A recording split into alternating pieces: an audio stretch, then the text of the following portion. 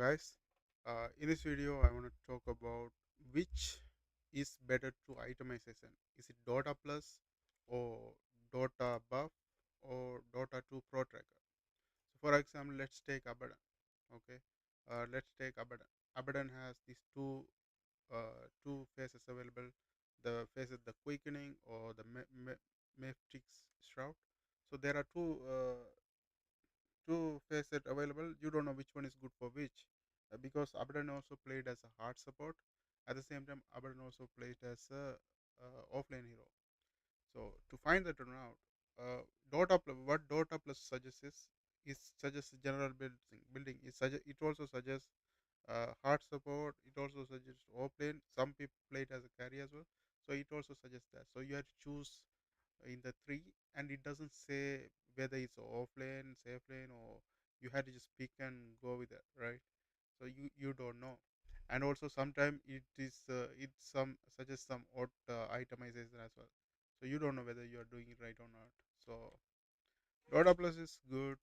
Sometimes the talent tree. In the talent tree, some of the talents are good for a support, some of the talents are good for offlane. But the problem with Dota Plus is it doesn't know whether you're playing a carry or carry or support role. I mean core or support role. It suggests the one with most win rate. So most people play it as a hard support and has win rate, and you're playing as offlane. So it's gonna suggest the Aphotic Seal provide 12 HP region as a higher success rate uh, for a core role, but it doesn't work like that. Like if you so that's why Dota 2 Pro Tracker is much better, because if you see Dota 2 Pro Tracker, here I can see it Abaddon,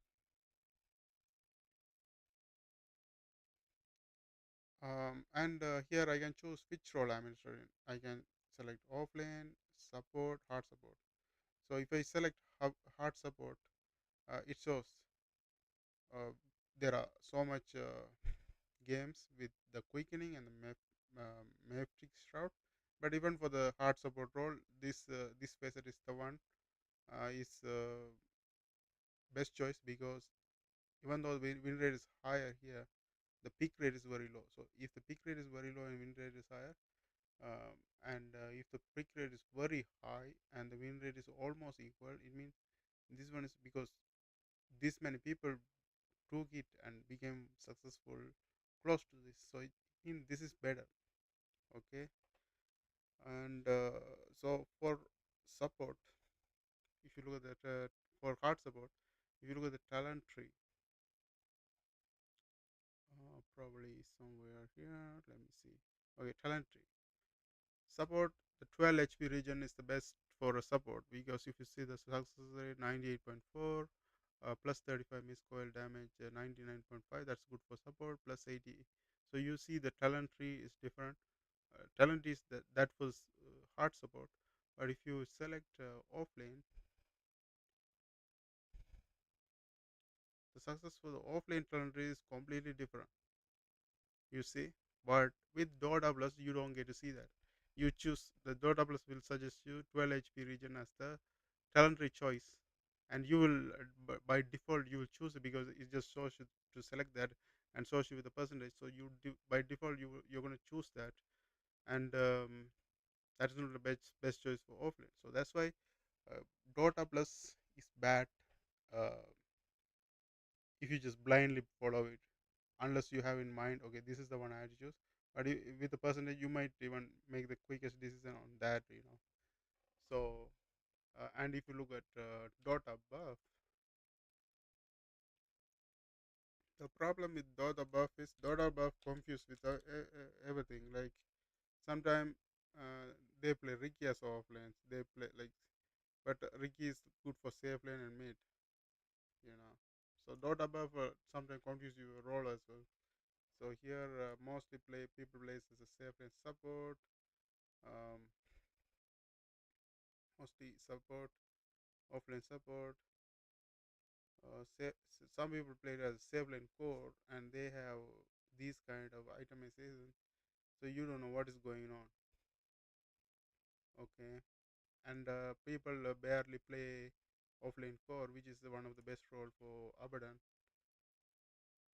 So that's why Dotabuff is kind of not reliable because the hero's role is not there and you don't get to see it. You see the support itemization and stuff. So you have a doubt, okay, which one to choose and stuff, you know. So I would say in these three, if you are wondering what itemization should pull off, I would say go with the Dota2ProTracker because especially for the talent tree, I would say itemization in even Dota Plus kind of suggests close to this, but the talent tree you can see the difference. Like for example, if I take Wraith King can be played as a off lane or a carry as well, and it will suggest which one is better to which role. So if you're playing carry, Spectral Blade is good, and if you're playing off lane, Bone Guard is good. Okay, so you don't get to see the difference. You don't know, like you sometimes you play off lane and you choose a Spectral Blade, but for offlane Wraith King, this is the best. This is the best facet to choose. And the itemization of the offlane is different. So offlane, if you build like this, is good for you. Okay, and for the safe lane carry roll, you have this kind of build, and it shows the timing as well. Okay, what's the difference between offlane and safe lane? I think it's almost the same. Let me see, almost the same. But for the offlane, this blade might come extra. For the carry roll, I think it doesn't suggest that. Okay, so you can choose based on your needs. You can adjust based on this. So and how to itemize in the game. For example, if you are playing Abaddon, just go to Abaddon demo hero.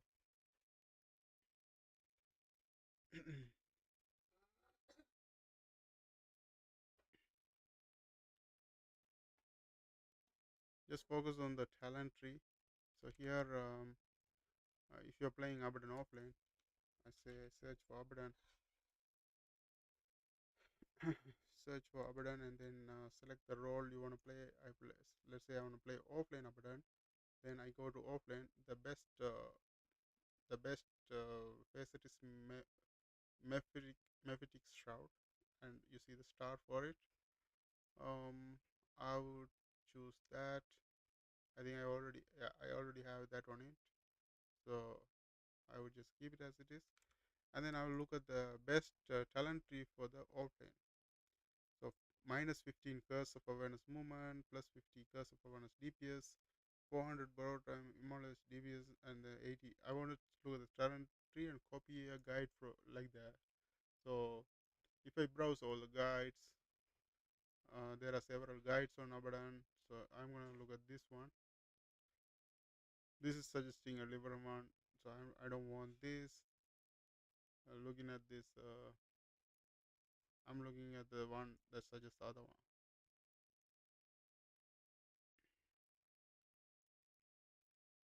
Okay, so this one minus 15 curse of awareness, plus 50, but the third one is different. If you look at the third one, the best for the offlane is 400 broad time more that one. So I'm gonna look for something similar to that. I'm gonna keep on searching until I see the third talent tree in the opposite side.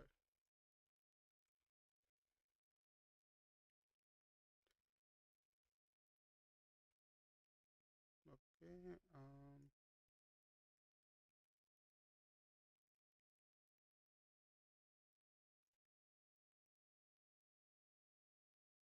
Okay. So this one, if you see, look at this one, looks similar to that.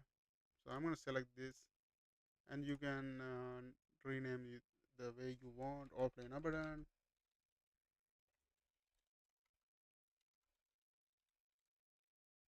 Okay. Offline Abaddon, and then here starting items. Um, so there are several starting items here suggested. You get this one, this. Okay, so it's up to you. You can select whatever the way you want. You know, maybe the one in the default also good one. So I just keep it as it is. And then let's say in 10 minutes, what items you should be focusing on. So 10 minutes as a button, um, you can focus on a magic wand and a shoe and a braid band and then bracer and then orb of corrosion. So I would say, mm, go for the bracer and orb of corrosion. That would be enough. This is like optional. The reason is like when you're playing offlane, you need to be stronger in the lane and you need to be harassing. So orb of corrosion help you with the harassment, and then bracer help you with the being strong in the lane. These two are good enough already. So you don't want to end up buying too much and delaying the other things. So I would just skip this one. So for 10 minutes,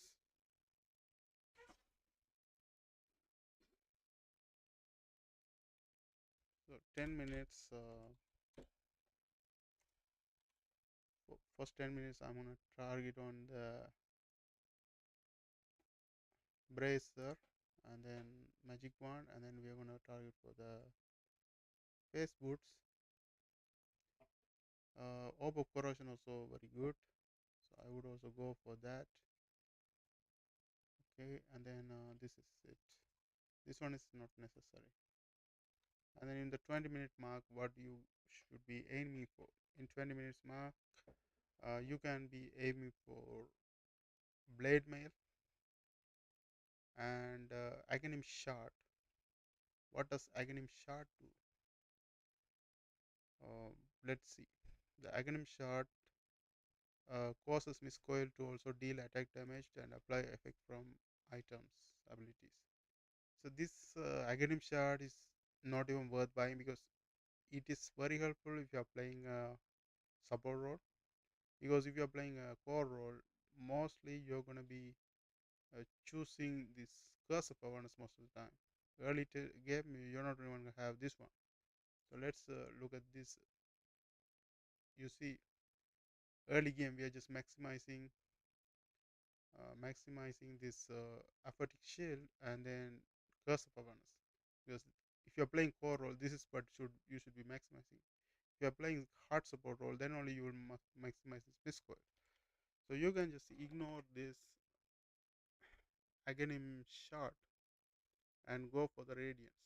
Okay, why the radiance and blade mail is very good? Because if you look at this hairset right here, this is like a return damage already with the two, and you're maximizing it. Like if you put return damage, that's additional return damage.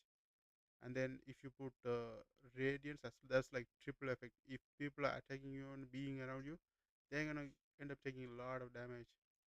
That's what you want. So I would say in the 20-minute mark, go for the return damage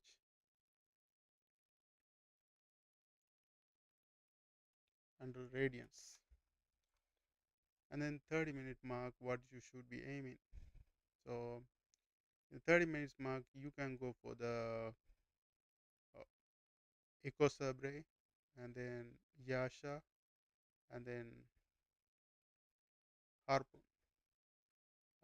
The reason Echo Sabre is really good because it's mana, it's providing mana. Because when you're putting the shield all the time, you're gonna have mana problem. That this one solves that. And then this one movement speed and Abadan get the mantra style. One of the best mantra style in the game is up for Abadan because you this passive will work with manta, so it's really useful. So I would say in the 30-minute mark you should be targeting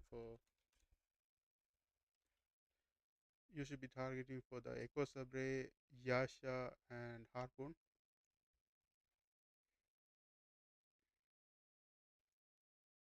Echo Sabre, Yasha and Harpoon is on top of this. And in the 40 minutes mark, what should we target for? 40, 40 minutes per mark, you're gonna have a blink dagger and try to finish the manta, and then on top of that, you're gonna have the aghanim scepter. So blink dagger, 40 minutes mark, blink dagger, and then what else? Manta,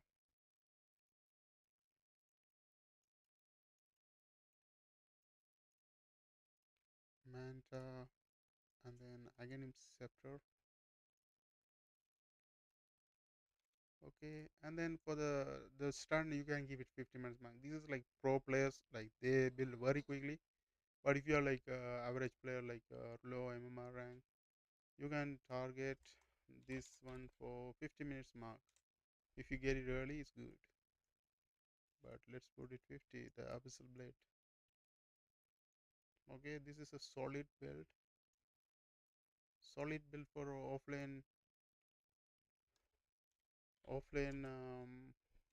what do you call offlane Abaddon. You don't need anything else. Like if you got this and item, if you got this itemization and then talent tree and everything, you're gonna just own the lane and stuff.